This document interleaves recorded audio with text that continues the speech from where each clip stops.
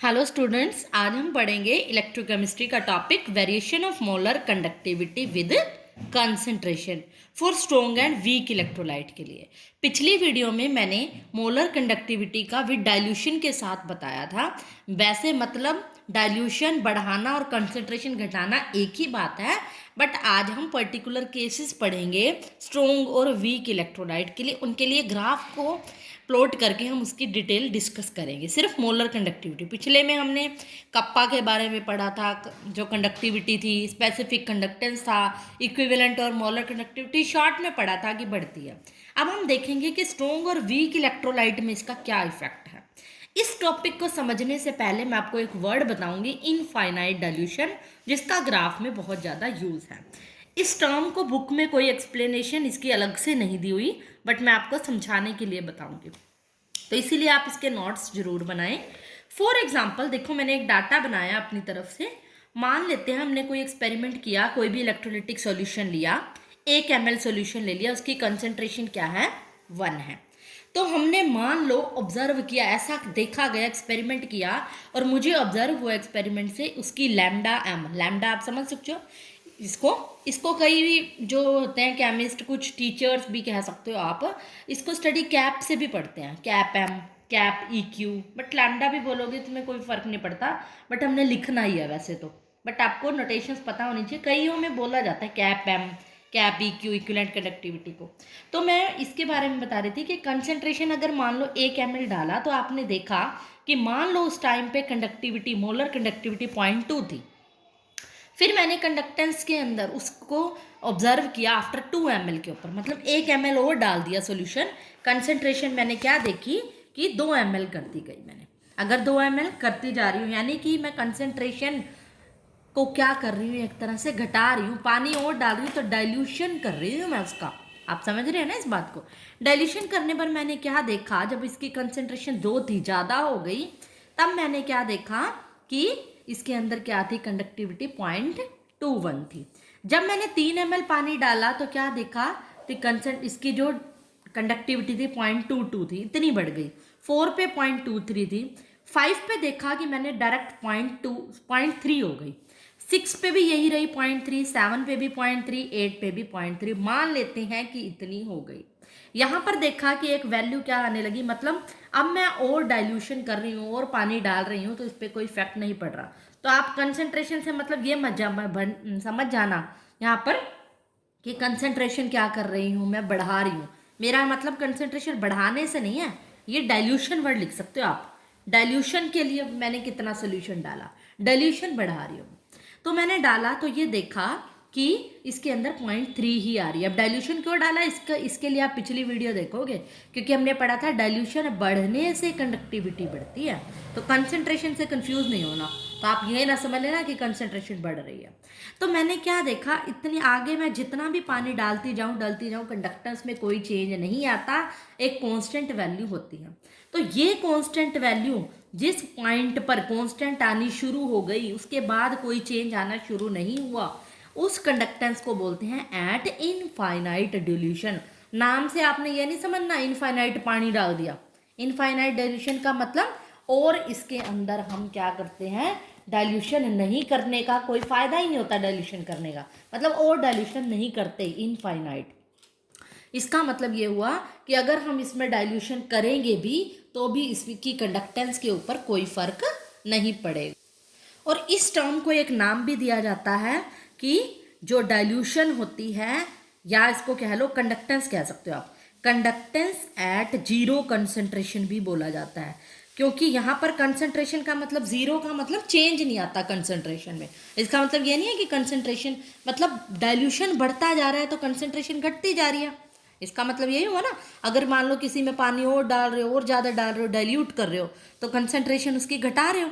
मतलब बहुत ज़्यादा बढ़ाने पर एक टाइम ऐसा आ जाता है, जीरो कंसंट्रेशन की कंडक्टेंस बोलते हैं, मतलब वहाँ पर कंसंट्रेशन बहुत ही कम हो जाती है, और जो कंडक्टेंस होता है वो क्या आता है, कांस्टेंट आने लग जाता है। इस तरह की टर्म को बोलते हैं कंडक्टेंस एट इनफाइनाइट डाइल्यूशन। या फिर इसके लिए एक वर्ड और यूज किया जाता है, लिमिटिंग मोलर कंडक्टिविटी। क्यों बोलते हैं इसको लिमिटिंग मोलर कंडक्टिविटी की, लैम्डा एम की जो वैल्यू होती है मोलर कंडक्टिविटी, उसकी लिमिट खत्म हो जाती है, मतलब वो बढ़ना बंद हो जाती है, 0.3 के ऊपर स्टॉप हो जाती है, इसीलिए इसको बोलते हैं लिमिटिंग मोलर कंडक्टिविटी। तो कोई भी वर्ड यूज कर सकते हो, ज्यादातर आपकी बुक में ये वर्ड देखने को मिलेगा, ये या फिर ये। इसका जो सिंबल होता है, मतलब लैम्डा एम जिस पॉइंट पे आया उसको हम लिखते हैं लैम्डा एम इन्फिनिटी, या बुक्स में आपको लैम्डा एम नोट से भी जीरो बोल देते हैं, नोट बोल देते हैं। इसका मतलब कंसंट्रेशन जीरो, इनफाइनाइट डिल्यूशन, दोनों सिंबल आपको जो मिलेंगे लैम्डा में, इसका मतलब होता है molar conductivity at infinite dilution. बहुत ही इंपॉर्टेंट सिंबल है ये, आगे इस सिंबल के बिना हमारा अगला टॉपिक नहीं होगा। तो इसका मतलब आपको क्लियर होना चाहिए, इस सिंबल का मतलब होता है मोलर कंडक्टिविटी जो होती है at infinite dilution. Infinite dilution का मतलब इतने टाइम तक डिल्यूशन करते जाओ कि जिस टाइम पे कंडक्टेंस कांस्टेंट आनी शुरू हो जाए, या उसकी एट जीरो कंसंट्रेशन भी बोलते हैं ना, इसीलिए इसका सिंबल लैम्डा एम नोट होता है। अब हम पढ़ेंगे इसको ग्राफ के थ्रू, स्ट्रॉन्ग और वीक इलेक्ट्रोलाइट का अलग अलग केस लेके, कि जब एक्सपेरिमेंट किया गया स्ट्रॉन्ग इलेक्ट्रोलाइट के लिए तो हमें कैसा ऑब्जर्व हुआ, कि कैसा ऑब्जर्वेशन हुई, कंडक्टेंस में क्या चेंज आया। यानी मोलर कंडक्टेंस लैम्डा एम लिख रही हूँ मैं यहाँ पे, और वर्सेस सी, ये यहाँ पर जो ग्राफ प्लॉट किया गया था लैम्डा एम वर्सेस रूट सी। रूट सी मतलब कंसंट्रेशन का ही अंडर रूट है तो कंसंट्रेशन ही। अगर मान लो मैं इसको ग्राफ से स्टडी करूँ, मान लो ये 0 है, 0.1, 0.2, 0. ऑब्वियसली इधर जाते हैं वाई एक्सिस पे, एक्स एक्सिस पे रूट सी कंसंट्रेशन ले लिया मैंने, इधर बढ़ती है, इधर मैंने लैम्डा एम की ले ली, कोई भी वैल्यू ले सकते हो, 20, 40, 60, 20 का डिफरेंस ले लिया, 100, 120, इस तरह से। यहाँ पर लैम्डा एम बढ़ रहा है वाई एक्सिस पे। अब मैंने देखो क्या ऑब्जर्व किया, ऐसा एक्सपेरिमेंटली देखा गया, जब हमने स्ट्रॉन्ग इलेक्ट्रोलाइट के लिए ग्राफ प्लॉट किया तो क्या देखा, कि मैंने क्या देखा, अगर आपको पता है, देखो स्ट्रॉन्ग इलेक्ट्रोलाइट पहले डेफिनेशन क्या होती है, एससी मतलब स्ट्रॉन्ग इलेक्ट्रोलाइट, जो क्या होते हैं कंप्लीटली क्या होते हैं, डिसोसिएट हो जाते हैं, जो आयंस में टूट जाते हैं। मान लो कोई सी ए मतलब कोई इलेक्ट्रोलाइट है, सी पॉजिटिव ए नेगेटिव के अंदर टूटा, ऐसा इलेक्ट्रोलाइट जो अपने आयंस पूरे के पूरे तोड़ देगा, उसमें कुछ नहीं बचेगा, यानी अल्फा की वैल्यू 100% हो जाएगी। आपको ये भी पता है, वैल्यू के फॉर्म में देखें तो अल्फा इक्वल टू 1 होता है, इसके अंदर परसेंटेज में 100% डिसोसिएट हो जाता है। जब मैं इसका डाइल्यूशन करूँगी, जब ये पूरी तरह से डाइल्यूट इसको मैं कर दूंगी, डाइल्यूट करने पर देखो ये तो टूट चुका पूरा, तब हमने पता है कि इसके अंदर क्या होगा, कोई चार्ज तो नहीं बढ़ेंगे, डाइल्यूट करने पर कोई चार्ज में तो कोई इफेक्ट नहीं पड़ेगा, चार्ज इसके नहीं बढ़ेंगे। चार्ज क्यों नहीं बढ़ेंगे, क्योंकि ये तो पहले ही टूट गया, इसके और क्या चार्ज बढ़ेंगे। सीए के अंदर जो भी चार्ज थे सारे के सारे टूट गए, क्योंकि स्ट्रॉन्ग है। डाइल्यूट करने पर चार्ज तो बढ़ा नहीं, इसीलिए क्या होनी चाहिए, कंडक्टेंस तो नहीं बढ़नी चाहिए ना, क्योंकि हमें पता है कंडक्टेंस क्या होती है, charge, number of ions charge बढ़ने से। लेकिन फिर भी कंडक्टेंस क्या होती है, बढ़ती है, क्यों, क्योंकि चार्ज वाला फैक्टर इसमें काम नहीं करता स्ट्रॉन्ग में, क्योंकि जो डिस्टेंस बिटवीन आयंस होते हैं वो बढ़ते हैं। ये मैंने पिछली वीडियो में अपने आपको डिटेल में बताया था कि आयंस के बीच का जो डिस्टेंस होता है ये बढ़ जाता है डाइल्यूशन करने पर, जैसे ही आप पानी डालते हो। अगर आयंस के बीच का डिस्टेंस बढ़ेगा तो उनकी मोबिलिटी बढ़ेगी, मतलब चार्ज चलना शुरू हो जाएंगे, और ease of flow of ions, ions जितने ज़्यादा चलेंगे तो कंडक्टेंस बढ़ेगी। मतलब यहाँ पर कौन सा फैक्टर कंडक्टेंस को बढ़ाता है, एक फैक्टर जो कि डिस्टेंस बिटवीन आयन यानी मोबिलिटी, आयन चलना शुरू हो जाते हैं, इस वजह से उसकी कंडक्टिविटी बढ़ने लगती है, उसकी कंडक्टेंस बढ़ने लगती है। तो यहाँ पर मैंने ये तो पता चल गया कि डाइल्यूशन करने के साथ कंडक्टेंस बढ़ेगी, कंडक्टिविटी बढ़ेगी। अब ऐसा देखा गया स्ट्रॉन्ग इलेक्ट्रोलाइट के केस में, एक ग्राफ प्लॉट किया गया तो देखा कंडक्टेंस जैसे ही डाइल्यूशन बढ़ाओगे, डाइल्यूशन बढ़ाने का मतलब है कंसंट्रेशन घटाना, इधर कंसंट्रेशन बढ़ रही है, इधर क्या हो रही है, घट रही है। जैसे ही मैं घटाऊंगी तो मैंने ऐसा ग्राफ देखा गया, ये डाइल्यूशन बढ़ रही है, देखो ऐसी, जैसे जैसे ऊपर की तरफ जाऊंगी ये देखो ये बढ़ती जा रही है ना ऊपर की तरफ। मान लो एक टाइम पे ये वाली कंसंट्रेशन थी, फिर इतनी थी, घटा रही हूँ मैं कंसंट्रेशन, यानी डाइल्यूशन बढ़ा रही हूँ, इधर इधर घट रही है।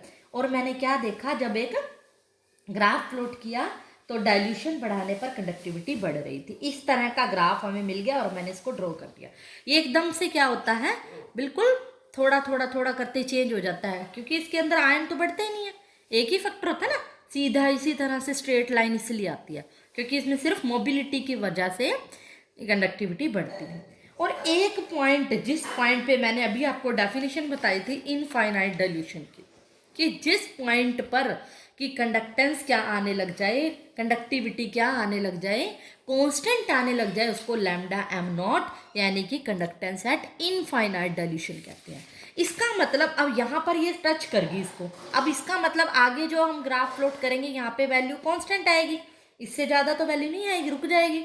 तो इसीलिए ये पॉइंट जो टच कर गया इसको हम बोलेंगे लैम्डा एम इन्फिनिटी, यानी ये कंडक्टिविटी का वो पॉइंट है एट इनफाइनाइट डाइल्यूशन। तो स्ट्रॉन्ग इलेक्ट्रोलाइट के लिए हम लैम्डा एम नॉट भी निकाल सकते हैं। कोई भी आप एग्जांपल ले सकते हो, KCl एक स्ट्रॉन्ग इलेक्ट्रोलाइट है, हो सकता है थोड़ा बहुत डिफरेंस हो जाए, अगर मैं कोई और इलेक्ट्रोलाइट ले लूँ तो यहाँ से इस तरह से मान लो कर्व ऐसी आ गई, अल्टीमेटली वो बढ़ेगी जाके। बुक में आपको इस तरह से ग्राफ दिया होगा, इसका मतलब कोई ना कोई अलग एग्जाम्पल दिए होंगे। स्ट्रॉन्ग इलेक्ट्रोलाइट एक ये हो गया, मान लो दूसरा ऐसे ले लिया, फिर वो बढ़ जाता है। मीन्स अल्टीमेटली हमारा मकसद क्या है, उस पॉइंट को निकालना जहाँ पर वैल्यू कांस्टेंट आए, और उस पॉइंट को हम कंडक्टिविटी एट इनफाइनाइट डाइल्यूशन कहते हैं। मतलब इस पॉइंट से हम लैम्डा एम नॉट भी निकाल सकते हैं। और जो ये ग्राफ मिला, एक डीबे हक्कल साइंटिस्ट था, केमिस्ट था, इसने अपनी इक्वेशन दी थी, Debye Huckel Onsager equation, lambda M infinity equal to lambda M C minus A root C. जैसे आपने मैथ्स के अंदर पढ़ते हो y is equal to M X plus C, straight line का ग्राफ, मतलब रूट सी इसने वाई एक्सिस पे ले लिया, और लैम्डा एम इन्फिनिटी उसको क्या मिल गया एक तरह से, माइनस ए नेगेटिव क्या है, स्लोप है, और एक्स एक्सिस पे इसने लैम्डा एम सी मतलब किस, एट एनी कंसंट्रेशन, लैम्डा मतलब कंडक्टिविटी एट एनी कंसंट्रेशन, और इन्फिनिटी एट इनफाइनाइट डाइल्यूशन।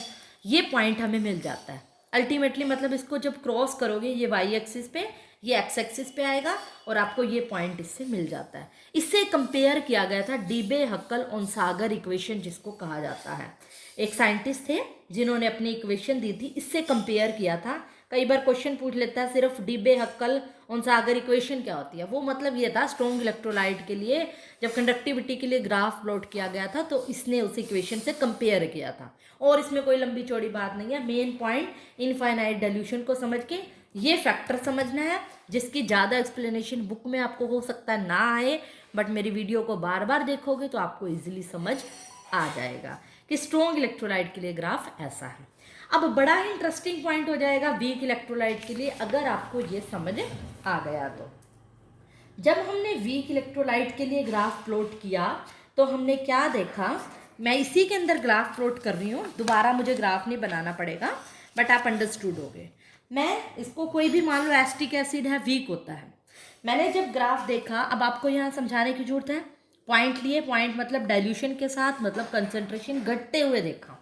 जब घटते हुए देखा तो इस तरह के कुछ पॉइंट आए इस तरह से, तो हमने क्या देखा, ये एकदम से जब इसको मिलाया तो ये ऐसी कर्व बन गई। यहाँ मैं एसिटिक एसिड लिख रही हूँ, आप समझ जाओगे कि ये वीक के लिए बनाया मैंने, अलग से भी बना सकते हो ग्राफ, मैंने एक ही में बना दिया। तो यहाँ पर वीक इलेक्ट्रोलाइट के लिए देखा तो ऐसा ऑब्जर्व किया गया कि एकदम से पहले थोड़ा थोड़ा इंक्रीज हो रहा था, फिर ड्रेस्टिकली इंक्रीज हो गया, एकदम से इंक्रीज होने लग गया। अब यहाँ पर देखो कोई वैल्यू क्या है, वाई एक्सिस के पैरेलल आती जा रही है, जब मैंने बनाया बिल्कुल पैरेलल आ रही है, कोई टच नहीं कर रही इस पॉइंट को। जब मैं जितनी ज़्यादा डाइल्यूशन करूँगी और ज़्यादा करती जाऊँगी तो ये पैरेलल ही आएगी, कर्व कर्व मिल नहीं रही है, वाई एक्सिस को टच नहीं कर रही। इसका मतलब जिस पॉइंट पे टच करती है वो लैम्डा एम इन्फिनिटी होता है। इसका मतलब वीक इलेक्ट्रोलाइट के लिए मुझे लैम्डा एम इन्फिनिटी नहीं मिला। ये पॉइंट को हम होल्ड पे रखते हैं, मैं फिर आपको डिस्कस करती हूँ। पहले इसका रीज़न बताती हूँ कि ये ड्रास्टिकली चेंज क्यों हुआ, एकदम से इसके अंदर वीक इलेक्ट्रोलाइट के अंदर लैम्डा एम चेंज क्यों हो गया, बढ़ क्यों गया। इसका रीज़न ये है क्योंकि जो वीक इलेक्ट्रोलाइट होते हैं वो कंप्लीटली डिसोसिएट नहीं होते, डू नॉट कंप्लीटली डिसोसिएट। अगर वो कंप्लीटली डिसोसिएशन नहीं होते तो इसका जो डिग्री ऑफ डिसोसिएशन है वो क्या होगा, लेस देन 1 होगा, 100% से कम होगा, पूरी तरह से डिसोसिएट नहीं हुआ। यहाँ पर ओसवाल का एक लॉ लगता है, ओसवाल डाइल्यूशन लॉ, जो कि +1 में इक्विलिब्रियम में आपने एक रिलेशन पढ़ा था, alpha is equals to √k/c। आपको याद होगा, अगर आपने जब कॉमन आयन इफेक्ट पढ़े थे, इक्विलिब्रियम के रिलेशन पढ़े थे, जिसके अंदर आपने डेरिवेशन पढ़े थे कि कोई भी वीक इलेक्ट्रोलाइट लेते हो वो डिसोसिएट होता है। मान लो एट स्टार्टिंग में इनिशियली क्या थे, इसके 0 मोल डिसोसिएट हुए, फिर अल्फ़ा डिसोसिएट हो गए। इस तरह से के की वैल्यू आपने निकाली थी। मान लो सी अल्फ़ा डिसोसिएट हो गए तो आपने वैल्यू निकाली थी C alpha square by 1 minus C alpha. मतलब अल्टीमेटली कर के आपने इसको नेग्लेक्ट किया था, एक रिलेशन बनाया था। मैं इसका डेरिवेशन नहीं बता रही, ये +1 में आपने किया हुआ है। मतलब आपने +1 में एक फॉर्मूला पढ़ा था इक्विलिब्रियम में, alpha is equals to root K by C. तो ये क्या कहता था, ये आप स्ट्रॉन्ग में भी उसमें भी अप्लाई कर सकते हो। तो उसमें आपने क्या कहा था कि जो अल्फा होता है, डिग्री ऑफ डिसोसिएशन होता है, वो किसके इन्वर्सली होता है, कंसंट्रेशन के। मतलब अगर कंसंट्रेशन घटाओगे, मैं कह रही हूँ कंसंट्रेशन घटा रही हूँ तो अल्फा क्या होगा, बढ़ेगा। कंसंट्रेशन घटाना मतलब डाइल्यूशन को बढ़ाना। डाइल्यूशन अगर बढ़ाओगे, डाइल्यूशन बढ़ेगी तो आप क्या देखोगे, अल्फा डिग्री ऑफ डिसोसिएशन क्या होगा, बढ़ेगा। उसके मोल्स क्या होंगे, डिसोसिएट हो जाएंगे। यहाँ पर देखा कि डाइल्यूशन बढ़ने से डिग्री ऑफ डिसोसिएशन क्या हो गया, बढ़ गया। इसका मतलब डिसोसिएशन बढ़ेगा, मतलब डिसोसिएशन का मतलब मॉलिक्यूल्स जैसे ही मैं पानी डालूंगी, डाइल्यूट करूंगी, ये चार्ज में और टूटने लग जाएंगे। इसका मतलब ये हुआ ना वीक के केस में। लेकिन स्ट्रॉन्ग के केस में तो क्या होता था, ये फॉर्मूला अप्लाई ही नहीं होता था। मतलब स्ट्रॉन्ग के केस में तो पहले ही पूरे टूट गए थे, डाइल्यूशन करने पर चार्ज नहीं बढ़ता था ना। मैंने ये फैक्टर लिखवाया था कि डाइल्यूशन करने पर चार्ज नहीं बढ़ रहा था। लेकिन यहाँ पर डाइल्यूशन करने पर, जब मैं डाइल्यूशन करूँगी तो चार्ज क्या होगा, बढ़ जाएगा। एक तो चार्ज बढ़ गया, और आपको पता है नंबर ऑफ आयन्स बढ़ते हैं तो कंडक्टेंस बढ़ती है। नंबर ऑफ आयन्स यानी चार्ज बढ़ गए तो क्या हो गई, कंडक्टेंस भी बढ़ गई। एक फैक्टर तो चार्ज था। दूसरा फैक्टर डिस्टेंस बिटवीन आयन तो रहेगा। जब चार्ज है तो डाइल्यूशन करने पर आयन्स के बीच का डिस्टेंस बढ़ता है, उनकी मोबिलिटी बढ़ती है, वो चलते तेज हैं और उस वजह से कंडक्टेंस बढ़ती है। तो दूसरा फैक्टर हमारा कौन सा हो गया, डिस्टेंस बिटवीन आयन या मोबिलिटी।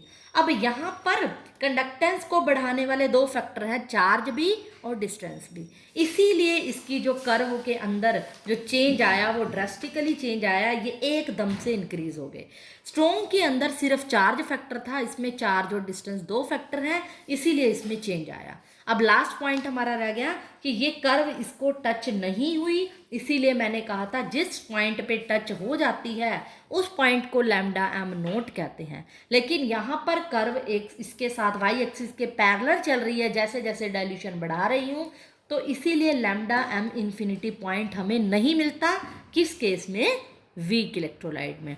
इस lambda M infinity for weak electrolyte को निकालने के लिए एक साइंटिस्ट था कोलराउश, जिन्होंने अपना ला दिया था कोलराउश ला, जो कि हम अगली वीडियो में पढ़ेंगे। अगले लेक्चर में मैं बताऊंगी कि लैम्डा एम इन्फिनिटी अगर हमने वीक इलेक्ट्रोलाइट के लिए निकालना है तो वो कैसे निकालेंगे, क्योंकि इस ग्राफ के अकॉर्डिंग तो मुझे लैम्डा एम इन्फिनिटी नहीं मिला ना। तो कोलराउश ने एक ला दिया था जिसमें इसका काम यही था कि वीक इलेक्ट्रोलाइट के लिए इनफाइनाइट डाइल्यूशन पे मोलर कंडक्टिविटी को निकालना। तो अब तक के लिए आप इतना समझो, इसके नोट्स बनाओ। सबसे पहले ये टॉपिक क्लियर होगा, फिर ही लैम्डा एम इन्फिनिटी का कंसेप्ट अच्छे से आप अपने माइंड में रख लो, क्योंकि ये समझ नहीं आया तो अगले 2-3 टॉपिक समझ में नहीं आएंगे। तो दैट्स ऑल फॉर टुडे।